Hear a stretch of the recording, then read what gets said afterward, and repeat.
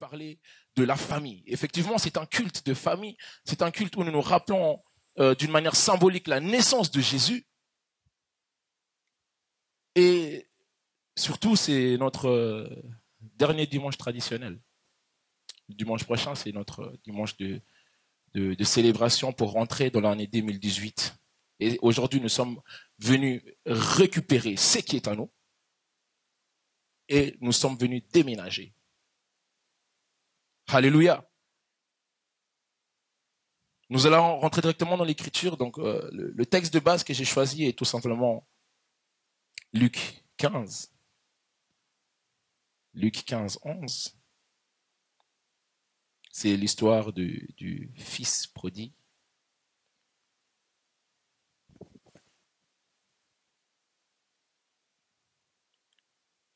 On est bon pour la projection? Luc 15, 11. C'est l'histoire du fils prodigue. C'est une bonne partie de la lecture, mais nous allons lire ensemble. Je lis la parole de Dieu. Donc là, c'est Jésus qui parle. Il dit encore, un homme avait 2 fils. Les plus jeunes de 2 dit à son père, mon père, donne-moi la part de bien qui doit me revenir. Et le père et le père leur partagea son bien. Peu de jours après, ok, là je me perds. Je reprends au nom de Jésus. Il dit encore, un homme avait 2 fils. Le plus jeune de 2 dit à son père, mon père, donne-moi la part de bien qui doit me revenir. Et le père leur partagea son bien. Peu de jours après, le plus jeune fils, ayant tout ramassé, partit pour un pays éloigné, où il dissipa son bien en vivant dans la débauche. Lorsqu'il eut tout dépensé, une grande famine survint dans ce pays où il commença à se trouver dans le besoin. Il alla se mettre au service d'un des habitants du pays, qu'il envoya dans ses champs garder des pourceaux. Il aurait bien voulu se rassasier des carouges que mangeaient ses pourceaux, mais personne ne lui en donnait. Étant rentré en lui-même, il dit, combien de mercenaires chez mon père ont du pain en abondance, et moi, je meurs de faim. Je me lèverai, j'irai vers mon père. Je lui dirai, mon père, j'ai péché contre toi, j'ai péché contre le ciel et contre toi. Je ne suis plus digne d'être appelé ton fils. Traite-moi comme l'un de tes mercenaires. Et il se leva, il alla vers son père. Comme il était encore loin, son père le vit et fut ému de compassion. Il courut, se jeta à son cou et le baisa. Le fils lui dit, mon père, j'ai péché contre le ciel et contre toi. Je ne suis plus digne d'être appelé ton fils. Mais le père dit à ses serviteurs, apportez la plus belle robe et l'on l'en revêtait. Mettez-lui un anneau au doigt et des souliers aux pieds. Emmenez le veau gras et tuez-le. Mangeons et réjouissons-nous, car mon fils qui voilà était mort et revenu à la vie. Voilà mon fils qui voilà était mort et revenu à la vie. Il était perdu, il est retrouvé.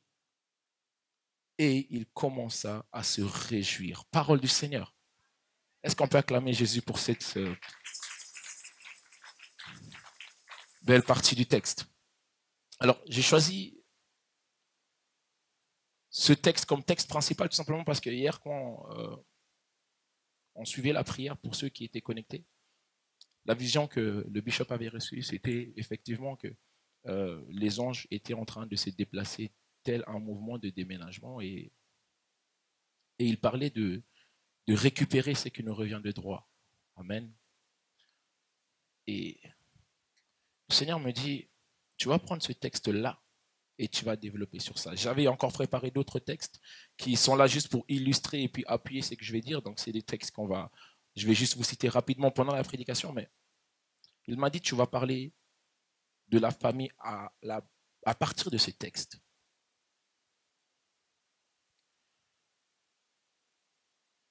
Dieu a deux caractéristiques.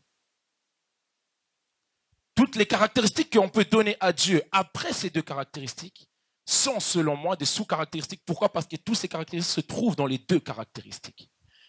La première des choses que j'ai envie de te dire aujourd'hui, c'est que Dieu est premièrement père de famille. Et Dieu est deuxièmement homme d'affaires. Dans toutes les caractéristiques que tu peux donner à Dieu, tu retrouveras soit le père de famille, soit un homme d'affaires. À chaque fois que Dieu fait des promesses à un homme, quand cette promesse est censée durer éternellement, il parle toujours de sa postérité. C'est là où on reconnaît que Dieu donne une importance capitale à la famille. Quand Dieu crée le monde, il crée toutes choses, il crée les animaux, les arbres, tout ça, tout ça. Et quand il crée l'homme et la femme, la première chose qu'il leur dit, ce n'est pas de travailler. Il leur dit, soyez féconds. Et ensuite, assujettissez. Donc, on voit directement les deux caractéristiques de Dieu, en étant d'abord père de famille qui dit, soyez féconds, multipliez-vous, ayez une famille. Et assujettissez, c'est terre, travaillez, homme d'affaires, investissez là-dedans. Et aujourd'hui, j'ai envie de parler particulièrement de l'aspect familial. De l'aspect familial, pourquoi? Parce que je me rends compte que chrétiens que nous sommes en 2017, nous oublions que nous sommes chrétiens pour les autres et pas pour nous. Nous oublions que nous avons accepté Jésus pour les autres et pas pour nous. Nous sommes devenus des chrétiens qui pensons trop à notre bénédiction. Nous sommes devenus des chrétiens qui pensons trop à notre bien. Nous pensons trop à nos richesses à nous. Mais c'est toujours moi, moi, moi. Et aujourd'hui, j'ai envie de nous rappeler que Dieu nous a appelés à être nous et pas moi. Aujourd'hui, j'ai envie de rappeler à quelqu'un qu'effectivement, quand tu penses à toi, tu es censé penser à ton frère et à ta sœur également, de la même manière dont tu penses à toi. Quand on parle des plus grands commandements parmi les commandements que Dieu donna à Moïse, et Jésus répond, il dit que tu aimeras l'amour, tu aimeras. Alors, souvent, on les départage en deux choses, parce que Jésus d'abord dit, tu aimeras l'Éternel, ton Dieu, et ensuite, il parle de ton prochain. Mais en réalité, ce commandement-là va ensemble. Pourquoi? Parce que, quelque part dans la Bible, il est écrit que tu ne peux pas prétendre aimer le Dieu que tu ne vois pas, alors que tu n'aimes pas celui que tu vois. Je suis venu parler à la MCL aujourd'hui pour lui rappeler que la MCL n'est pas une communauté. Je refuse ce nom. Je n'aime pas ce nom quand on parle de l'église, on appelle communauté. Non, on est une famille. Nous sommes une communauté. Non, ça c'est pour faire joli dans les papiers. Nous ne sommes pas une communauté, nous sommes une famille. Puisque ce que nous faisons ici concerne uniquement les choses que font des gens entre père et fils, entre mère et fille, entre frères et sœurs.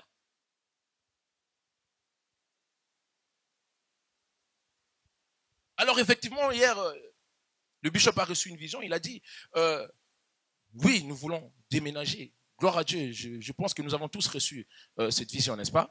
Nous avons cru à cela, que oui, effectivement, des anges étaient en train de déplacer des choses, comme des mouvements de déménagement, et puis nous voulons aussi récupérer ce qui nous revient, parce que Satan est un voleur. Tout ce que Satan a ne lui appartient pas, il a volé. C'est-à-dire que la bénédiction qui te manque, Satan l'a, mais c'est parce qu'il a volé, c'est pas parce que Dieu ne t'a pas béni, c'est parce que Satan l'a volé.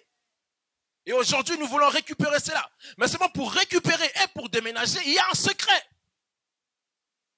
Il faut comprendre que quand Dieu donne un message, il ne dit pas toujours tout. Et rarement, c'est le moment où il dit toujours tout. Pourquoi? Parce qu'il veut toujours que tu fasses ta part aussi. Dieu fait sa part et il attend que toi tu fasses ta part. Donc Dieu veut t'aider à déménager. Dieu veut t'aider à récupérer ce qui est à toi. Mais comment tu dois le faire? Et c'est là maintenant qu'on va parler de la famille. C'est là maintenant qu'on va parler de la famille. L'importance d'un père, l'importance d'une mère, l'importance de fils et des filles. Il faut savoir que quand on parle de déménagement en général, quand une famille déménage d'une maison à une autre, en général, c'est parce que la famille s'agrandit. Ok, nous sommes dans une maison où il y a un père, une mère et un enfant. Une maison, 3 pièces leur suffit largement. Il y a une chambre pour l'enfant, il y a une chambre pour les parents et ainsi de suite. Mais à partir du moment où ils commencent à avoir 2, 3 enfants, ils doivent déménager, chercher une maison plus grande. J'ai envie de dire à quelqu'un qu'effectivement, si le bishop a vu que nous étions en train de déménager, c'est une manière de Dieu à nous dire, agrandissez votre famille, sortez. Je me rappelle encore que Jésus disait quelque part, allez et faites des nations mes disciples. Mais nous, aujourd'hui, nous voulons déménager. Mais je vais vous dire une vérité. Nous ne quitterons jamais ces lieux si nous ne nous agrandissons pas. Où est l'intérêt de Dieu de nous donner une salle plus grande si nous ne nous agrandissons pas? Nous allons blinder les lieux avec des décorations. Je pense, et je le crois vraiment, et Dieu me l'a déjà montré, que la MCL est appelée à être une grande église. La MCL est appelée à ouvrir des autres églises dans toute la Suisse. Et en sortant de la Suisse, dans toute l'Europe. J'en parlais dernièrement avec Brandon, je lui disais, bientôt on va devoir changer de nom. On ne pourra plus s'appeler MCL, parce que L signifie uniquement Le Mans. Mais nous devons aller au-delà de cela. Nous devons nous appeler MC, et ensuite on aura MC Le Mans, MC Genève, MC Zurich, MC Berne, MC Paris, j'en sais rien. Mais nous devons changer de nom, parce que nous allons déménager. Mais cela se fera seulement si toi, tu te décides à faire grandir la famille. Beaucoup d'hommes de Dieu utilisent toujours ce dicton en disant que entre le berger et les brebis, qui sont de ceux qui engendrent d'autres brebis. N'est-ce pas que ce sont des brebis? Un berger ne peut pas engendrer des brebis, ça n'a aucun sens. N'attendez pas de notre pasteur qui, lui, aille gagner des âmes dehors. Ce n'est plus son travail. Il est passé par là. Ce n'est plus son travail. Cela est devenu le nôtre maintenant. Tu veux déménager. Tu as dit amen à la vision que l'homme de Dieu a donnée. C'est bien, je t'encourage. Alléluia. Mais fais le travail. La famille. Et le seul secret de l'agrandissement d'une famille, c'est l'amour. Il n'y en a pas d'autre. Le seul secret de l'agrandissement d'une famille, c'est l'amour.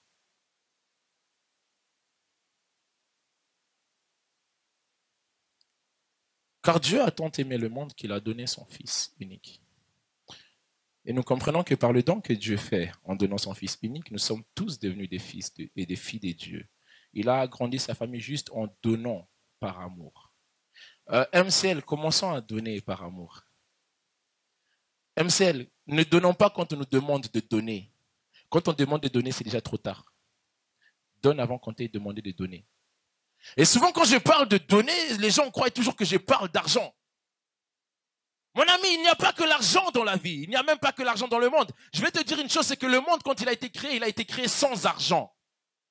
Et le monde fonctionnait très bien. Il y avait quand même des riches sans argent. La monnaie n'est rien d'autre qu'un symbole, rien de plus. La richesse n'est pas dans l'argent, la richesse est là-dedans. Apprends à donner ce que tu as là-dedans sans qu'on te le demande. J'ai envie de parler d'une famille que, ce qui est logique d'ailleurs, mais quand tu pars de chez toi et que tu sais que tu vas recevoir de la visite, la première chose, et que tu n'es pas chez toi, la première chose, tu vas te dire, est-ce que ma maison est propre? Est-ce que ma maison est propre? Tu vas vite te dépêcher, arriver avant le visiteur pour regarder, pour nettoyer. Mais vous savez ce qui est impressionnant, c'est que parfois j'arrive ici, ce n'est pas très propre. Maintenant, la question que je me pose, est-ce que vous habitez ici? Y a-t-il des personnes qui habitent ici? Quand tu es l'enfant de la maison, tu veilles à ce que la maison aille bien. Tu réponds aux besoins de la maison, sans qu'on te le demande. Sans qu'on te le demande. Moi, je suis dans une vision où le bishop n'a pas besoin de nous appeler pour savoir si tout va bien. D'ailleurs, je suis content parce qu'il le fait beaucoup moins maintenant. Avant, il le faisait tout le temps. Il le fait beaucoup moins, ce qui veut dire qu'on évolue. Nous sommes sur le bon chemin. Et je sens qu'en 2018, ça va être le feu. Moi, je crois qu'on va déménager. Je crois qu'on va quitter ces lieux. Et tu veux que je te dise quoi? Je crois aussi que ta situation va déménager. Ah, je crois que tu vas passer du célibat au mariage. Je crois que tu vas passer de la pauvreté à la richesse. Je crois que tu vas passer de la maladie aux guérisons miraculeuses. Déménager. Mais pour déménager, je rappelle, nous devons agrandir la famille. La deuxième des choses, pourquoi j'ai choisi le texte de l'enfant prodigue, du fils prodigue, pardon, c'est quand on parle de récupérer ce qui est à nous. J'ai envie de dire une chose. Nous confondons sinon souvent la bénédiction et la grâce. La grâce ne se mérite pas, la bénédiction se mérite. Vous voyez combien les amens baissent? La bénédiction se mérite, tu ne fais rien, tu ne seras pas béni, point final. Va chercher dans la Bible où Dieu a béni quelqu'un qui n'a rien fait. Va chercher. Où Dieu a béni quelqu'un dont son père n'a rien fait. La bénédiction se mérite. Qui veut être béni ici? Alléluia. Qui veut récupérer sa bénédiction? Mérite-le. Fais quelque chose. Et là, on voit l'histoire du fils prodigue qui va vers son père. Il dit, papa, je veux mon héritage, c'est bon, je suis grand. Et pourtant, la Bible dit que c'était le plus jeune de deux fils. Hein? Donc, c'est ce qui veut dire aussi que les jeunes gens, doucement, ne quittons pas la maison trop vite. Hein? On n'est pas tous, et surtout que spirituellement, on n'est pas tous appelés à quitter la maison. Ok? Ne quittons pas la maison trop vite. Piano. Le fils prodigue va vers son père avec tout l'orgueil, toute la fierté du monde, comme s'il avait travaillé pour ses biens. Il dit, papa, tu me donnes ce qui est à moi. Le père ne discute pas, bien évidemment, il dit, ok, écoute, tiens, il leur partage leurs biens. Et quelque temps après qu'il ait amassé tout ce qui était à lui, il part dans un pays lointain. Il quitte la couverture familiale. Il quitte la protection familiale. J'ai envie de te dire quelque chose. Il y a certaines bénédictions et certains types de protections que tu ne retrouveras que dans ta maison. Oui. Il y a certaines choses qui arrivent dans ta vie parce que ton père et ta mère sont à genoux pour toi. Il y a certaines choses qui n'arrivent pas dans ta vie parce que ton pasteur a décidé de passer des nuits de prière. Il quitte la maison et il va loin, il fait la fête. Il gaspille son argent et on connaît l'histoire. Et ce que je disais quand j'étais à Berne, c'est que le passage plus loin, il nous dit que là où il se trouvait, il y avait une crise économique, une crise de famine, vous l'appelez comme vous voulez. En fait, ce qui m'a fait comprendre une chose, c'est qu'en fait, le bien que son père lui a donné, lui, il croyait qu'il était riche parce qu'il était dans un endroit pauvre. Il croyait qu'il était riche parce qu'il était dans un endroit pauvre. Tu sais, si tu as 10 francs et que tu es entouré de 10 personnes qui n'ont rien, tu te sens riche. Alors qu'en réalité, 10 francs, c'est rien du tout. C'est même pas un menu de McDonald's. Vous voyez? Donc, il arrive à un endroit pauvre et il s'est dit, ouais, je suis riche, j'ai les biens que mon père m'a donné, mon héritage à moi. Comme il a si durement bossé pour ça. Et il commence à gaspiller dans la débauche. Donc, il fait ce qu'il a à faire, tout ça, et puis pouf, plus rien. Et puis là, quand tu n'as plus rien, bizarrement, tu te rappelles de ton père. Orgueilleux que tu es. Là, quand tu es dans la galère, maintenant tu te dis, ah oui, j'ai un papa, oui, ah mais oui, j'ai une mère, oui, ils habitent à Vevey, oui, non, oh, ouais. Là, tu te rappelles de leur adresse tout d'un coup, mais quand tu t'es parti dans le pays lointain, là, tu n'as pas regardé derrière. Hein. La famille.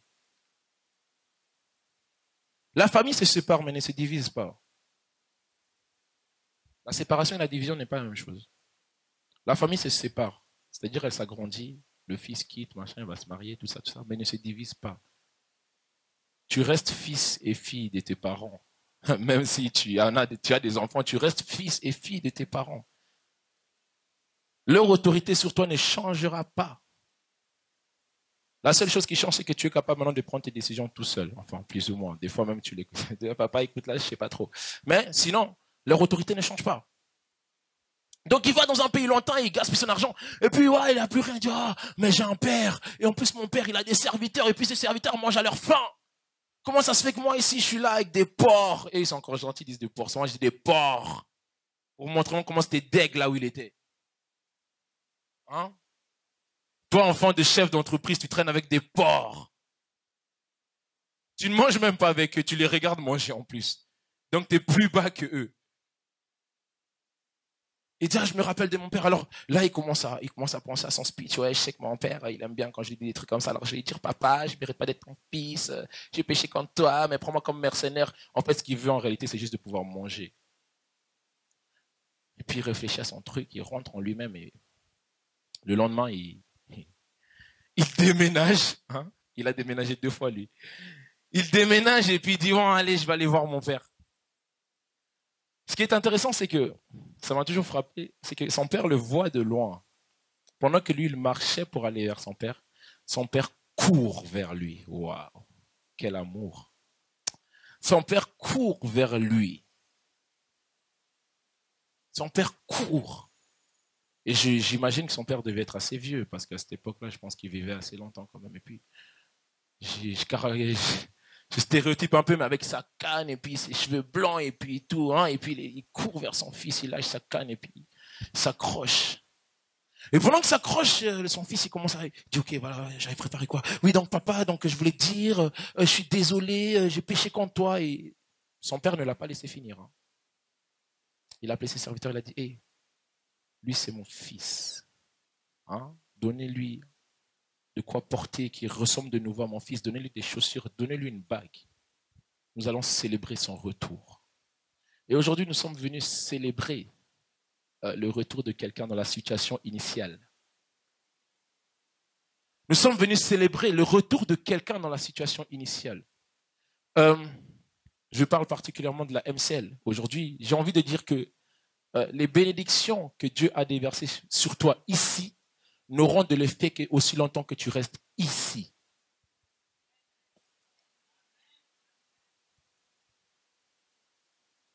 Vous voyez cet homme-là, aussi longtemps qu'il a posé sa main et qu'il t'a béni ici, c'est ici. Dieu n'ira pas te chercher ailleurs. Dieu ne localise pas la personne, il localise le lieu où se trouve la personne. Toi, tu crois que Dieu va te localiser, tu vas à gauche, à droite, et puis tu vas s'amuser à viser, ou bien tu crois que c'est pas Matrix ici. Hein? Tu te baignes à la MCL, Dieu localise la MCL, tu n'es pas là, c'est ton problème. Tu vois le nombre de gens qui sont là, et ils vont goûter à ta bénédiction. Et puis quand tu vas revenir, tu verras que les eaux. Oui, parce que dans une famille, l'un des problèmes, c'est ça aussi, c'est que quand il y a à manger, et quand tu as mis à manger des côtés, ne fais pas trop de fiers. Parce que tu as toujours un frère ou une sœur qui aime bien goûter la nourriture des autres. Ceux qui rigolent se reconnaissent. Tu vas rentrer, et puis tu vas rentrer, ta maman, ton papa, ils vont te voir fâché. Ils vont te dire, mais qu'est-ce qu'il y a? Oui, vous m'avez laissé rien à manger, vous ne m'avez pas ici. Mais non, on t'a laissé à manger, enfin. Mais non, il n'y a rien, l'assiette a été mangée. Pourquoi? Pas parce que tu n'étais pas là. Tu n'étais pas là. Dieu te bénit, il te bénit ici. Tu vas ailleurs, ton problème, tu recommences la bénédiction ailleurs.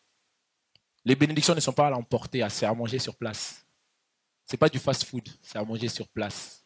Essaye de ramener la nourriture de la maison pour aller manger ailleurs. C'est compliqué. Surtout quand c'est des trucs comme les pondous, les haricots.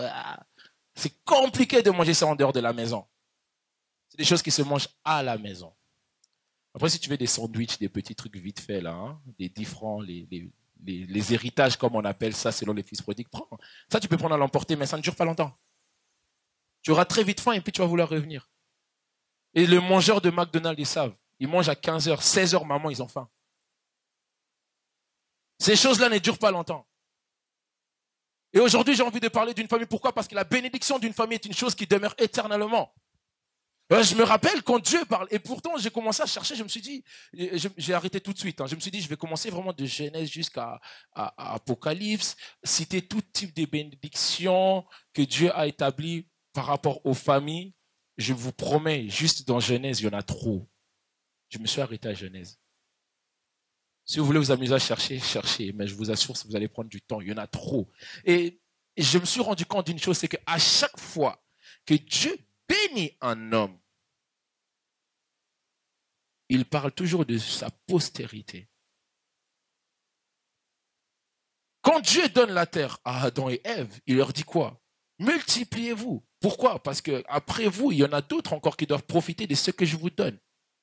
Et après que vous soyez multipliés, pendant que vous êtes là, assujettissez cette terre, commencez à la travailler pour que quand les autres viendront, continueront le travail que vous avez à faire. J'ai envie de dire aux parents aujourd'hui, quel est l'héritage que tu laisses à ton enfant? Quel est le bien que tu laisseras à ton enfant? Sur quoi ton enfant va travailler quand tu ne seras plus là? Et je suis content parce que dans la MCL, on n'a pas trop cette mentalité de la communauté africaine où on ne laisse rien. À part les dettes pour les filles. Je suis content parce qu'à l'AMCL, je sais que les parents laissent des héritages. Et parmi ces héritages-là, il y a le nom de Jésus. Amen.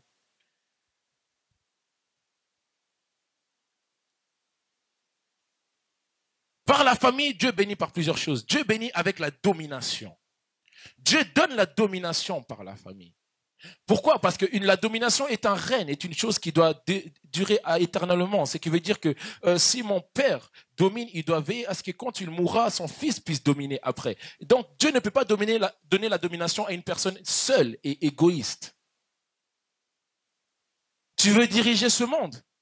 Tu veux avoir de l'impact dans ton entreprise? Tu veux avoir de l'impact là où tu vas? Bah, si tu es seul, tu n'auras jamais ce pouvoir-là. Parce que le pouvoir que Dieu donne, ce n'est pas pour une personne, c'est pour toute une génération.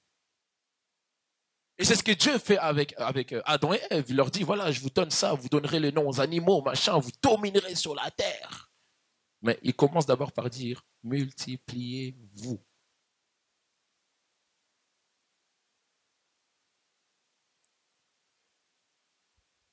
La famille, Dieu donne ce qu'on appelle une survie par la famille. Regardons l'histoire de Noé. La première fois où Dieu décide de tuer toutes les créatures de la terre, Dieu dit à Noé, tu pars, toi et ta famille. Pourquoi? Parce que si Noé serait parti tout seul, il se serait retrouvé après sur la terre, bête, tout seul, il aurait fait quoi? Rien. Rien du tout. Il dit, tu pars toi et ta famille. Pourquoi? Parce que tu as besoin de ta famille pour survivre. Mon ami, toi, quand tu sors de ta famille, tu te donnes à la mort. Ta survie, Dieu passe par ta famille. Et puis quand le déluge vient, la terre est détruite, les animaux sont morts, tout le monde est mort. Quand il ressort de nouveau, Dieu donne le même ordre à Noé qu'il a donné à Adam et Ève. Il dit, multipliez-vous, remplissez les surfaces de la terre.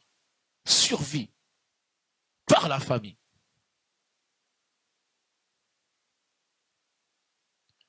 Les plus grandes promesses que Dieu donne dans la Bible, il les donne aux familles.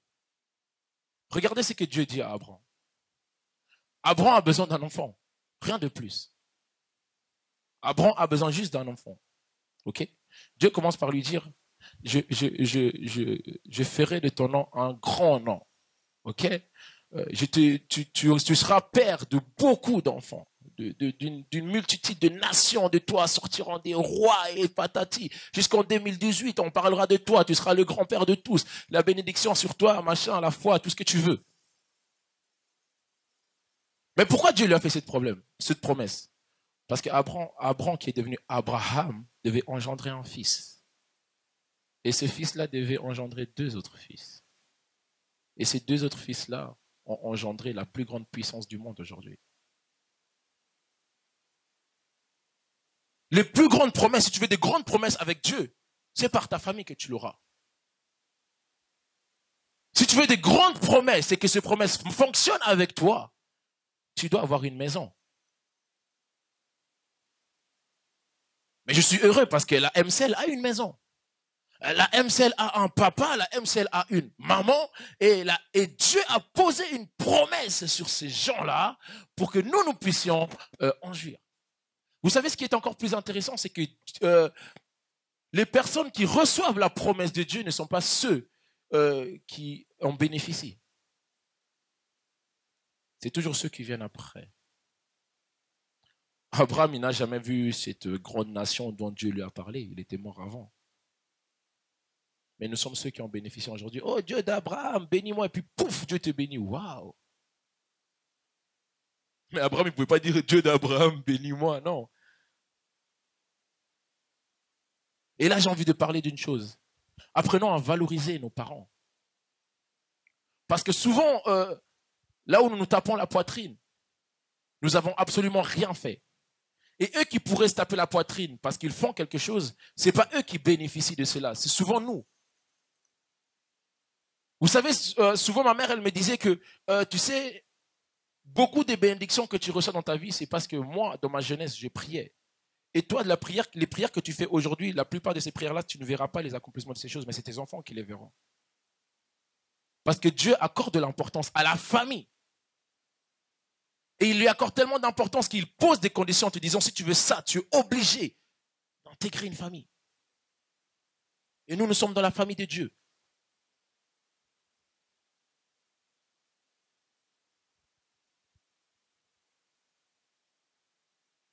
Donc, comme je disais, la bénédiction n'est pas comme la grâce. La bénédiction se mérite. Et là, on voit l'histoire de Jacob qui veut bénir son fils Ésaü, mais qui bénit Isaac.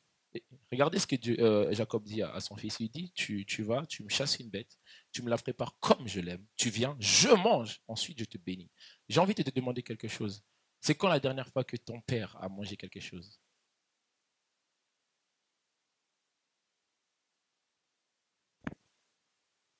C'est quand la dernière fois que le père, le général de cette église, est resté à la maison et puis voilà, tu es venu, t'as sonné et puis tu lui as apporté, je sais pas, une jolie montre parce que tu voyais qu'il n'avait pas de montre ou tu disais, ah, mais cette chemise, je la vois souvent, j'ai envie de lui changer de chemise. Et puis tu lui offres une chemise. C'est quand que maman Marceline va venir ici avec des loups-boutins, elle va dire, ouais, c'est les jeunes qui me l'ont offert. Je croyais que les jeunes, ils allaient dire amen. Une bénédiction se mérite. Vous savez, quand je vais soutirer des bonnes paroles de la bouche de mes parents, que ce soit spirituel ou physique, je les flatte. Il ne faut pas leur dire, hein, c'est un secret entre nous, il ne faut pas leur dire, sinon ils vont comprendre. Je les flatte. J'appelle. Général, comment tu vas? T'as bien dormi? Tu fais quoi? Oh, je me repose. Ah, il faut te reposer, hein. Vraiment, aujourd'hui, tu réponds à personne. Tu dois être à l'aise. Tu veux que je passe aujourd'hui, on mange ensemble? Oui, oui, passe, il n'y a pas de souci. Et j'ai passe, on rigole, puis je dis, vieux, tu peux, tu vois, tu peux dire quelque chose. Et puis tu vas voir que, tu sais, ton père te bénira de toute façon. Mais tu verras que quand tu le flattes, la manière dont il bénit change. Hein? Ses phrases sont plus longues. Sa prière aussi, elle est plus longue. Et il dit plus de choses. Alors que quand il veut juste te bénir parce que tu es son fils, qu'il a dit, qu'il soit béni. Tu vois? Donc on dit, oh Seigneur, ouais, bénis-le. Et puis, ouais. Pourquoi? Parce que il faut savoir flatter ton père. Et puis c'est pareil avec Dieu. Il faut savoir flatter Dieu. Quand on parle d'Abel et Caïn, la Bible dit que l'offrande d'Abel est montée tout droit vers Dieu. OK? Et celui de Caïn, bah, il a fait des zigzags, tout ce que tu veux. Mais une des choses qui fait que Dieu réclame autant Abel auprès de Caïn, parce que juste avant que Abel meure, il avait flatté Dieu. Il avait flatté Dieu. Dieu s'apprêtait à parler pour Abel et puis il voit qu'Abel n'est plus là. J'ai envie de te demander une chose. Si le jour où tu seras absent ici, est-ce que ton père va le remarquer? Non, parce qu'il y a des enfants, quand ils ne sont pas là, on ne remarque pas. Quand ils sont là, on ne remarque pas aussi. Puisque leur présence et leur absence, c'est la même chose. Quand tu es présent, on doit sentir que tu es présent quand même. Hein? C'est-à-dire que quand tu n'es pas là, on n'entend pas que tu y as. On dit, oh, mais il y a un type de cri de joie là, un type d'amen qui manque. Normalement, quand on arrive ici à ça, mais oh, ah, mais oui, effectivement, Marie-Ange n'est pas là. Mais toi, quand tu n'es pas là, bah, tu n'es pas là, quoi. Hein? Tu n'es pas là. La famille. Et je vais finir par ces deux choses.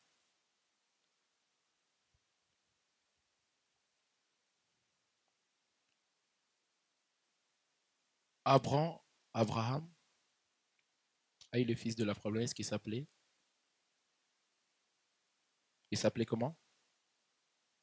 Dites-le bien, non? Isaac. Mais avant Isaac, il a eu qui? Ismaël.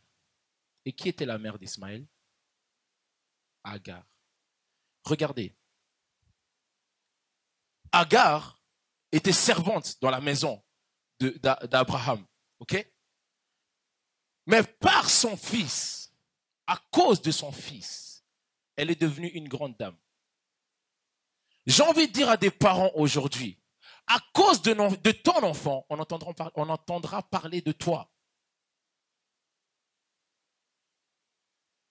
À cause de Benji, on entendra parler des Kabassili.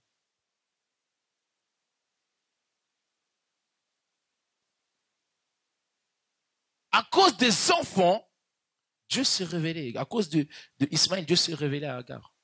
Et puis, puisque Agar était la mère d'Ismaël, il devait la nourrir pour qu'elle puisse nourrir Ismaël. Accordons aussi de l'importance à nos enfants. Pourquoi? Parce que souvent, nos enfants réussissent là où nous avons échoué.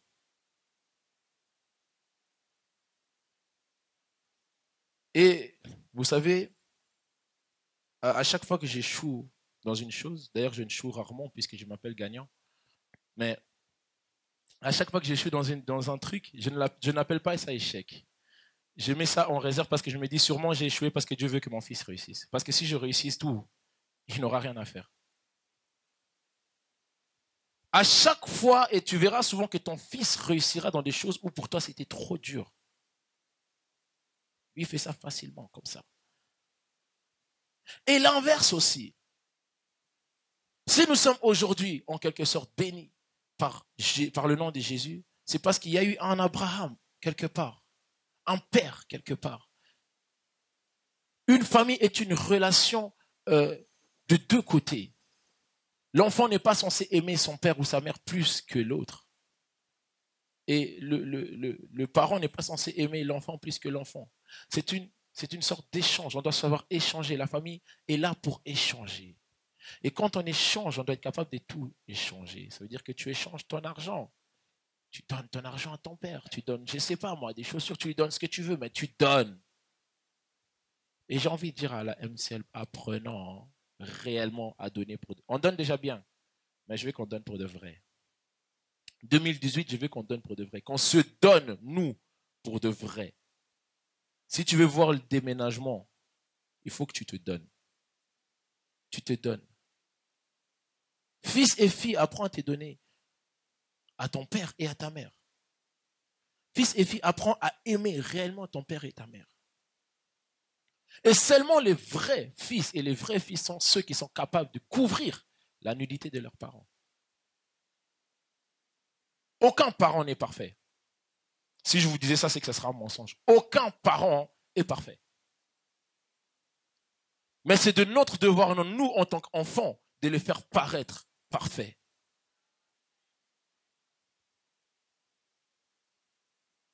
Pour ceux qui m'accompagnent souvent à l'extérieur, quand je parle de mon bishop, ils disent un homme comme ça ne peut pas exister.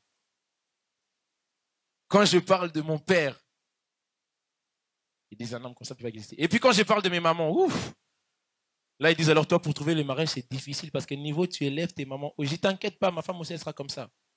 Pourquoi? Ils ont leurs défauts, ils ont leurs qualités. Mais c'est à moi de couvrir les défauts de mes parents parce que je les connais. Combien d'entre nous aujourd'hui sommes capables de couvrir la nudité de nos pères et de nos mères? On nous l'a prêché ici à la convention annuelle, hein, n'est-ce pas?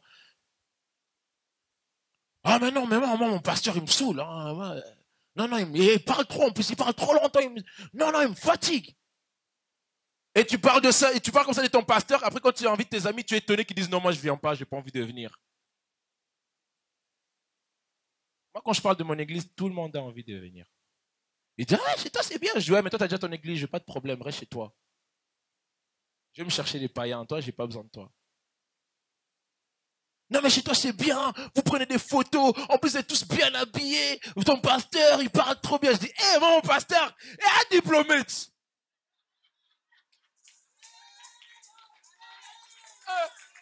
Non, mais tu crois quoi? Non, mais t'en es où, là? On est où, là? Moi, mon pasteur, tu blagues ou quoi? Diplômé. Mon père à moi à la maison, ça, c'est un prof. Non, mais toi, tu parles trop bien. Je dis, tu vois, moi, j'ai jamais été à l'université, hein. Moi, mon université, il est tous les dimanches. Moi, mon pasteur, diplômé, c'est-à-dire comme là, il peut enseigner à des professeurs. Ouais. Il peut aller dans une école, puis CVP, pas tous les lundis, ouais, cours de M. Mathieu Gagnant sur la théologie. Diplômé, mon gars. Moi, chez moi, j'ai les meilleurs chantres de la Suisse. Tu peux venir faire du bruit comme tu veux, oh, tu vas devant et tu descends. Je dis, chez moi, j'ai les meilleurs chantres de la Suisse. Moi, je dis toujours une chose, hein. Chez moi, tout est meilleur. Il n'y a rien de pas, tout est meilleur. Il n'y a rien de bon, tout est meilleur. Bon, c'est pour vous. Chez moi, hein, c'est meilleur. Mais t'abuses, dans chaque famille, il y a des problèmes. C'est pas grave. Même mes problèmes sont les meilleurs problèmes. Je te dis, chez moi, tout est meilleur. Mon pasteur, c'est le meilleur. Je suis désolé. Mon église, c'est la meilleure église. Mes sœurs sont les plus belles. Mes frères sont les plus beaux. Mes parents sont les meilleurs. Si tu n'es pas content, tant pis. Ça te regarde, va pleurer ailleurs. Mais en attendant, moi, je déguste le meilleur. Ayons cette mentalité-là. Et c'est quand tu commences à penser comme ça que tu commenceras à agir comme ça. Vous savez, ma petite sœur qui s'occupe maintenant des photos et de tout ce qui est média, hier elle me disait, ouais, mais toi, tu es trop exigeant. À chaque fois que je te montre une photo, tu n'es jamais content.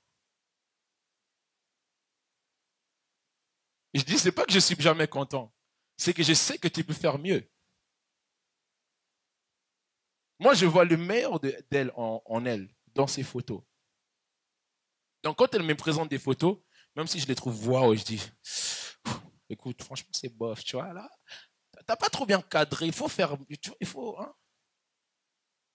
Et puis, tu vois, elle, quand tu fais des remarques comme ça, elle boude, hein. Boude. Et puis, tu verras dimanche prochain, tu vas me voir des photos canon. Chez moi, c'est le meilleur. Chez moi, c'est les meilleurs. Et quand on va déménager, on déménage pour partir au meilleur, au plus meilleur encore. Du meilleur au plus meilleur. Écoute, ce que les autres appellent bas, nous l'appelons meilleur. Ce que les autres appellent haut, nous l'appelons plus meilleur. Quand tu comprends que ton bas déjà est un meilleur, alors quand tu arriveras tout en haut, je disais que quand tu arriveras tout en haut, quand tu comprends déjà que ton célibat est très bon, alors quand tu arriveras au mariage, quand tu comprends déjà que ta pauvreté peut te permettre déjà de comprendre des choses, alors quand tu toucheras à l'argent, quand tu comprends déjà que par ta maladie, tu peux gagner des âmes, alors quand tu seras guéri,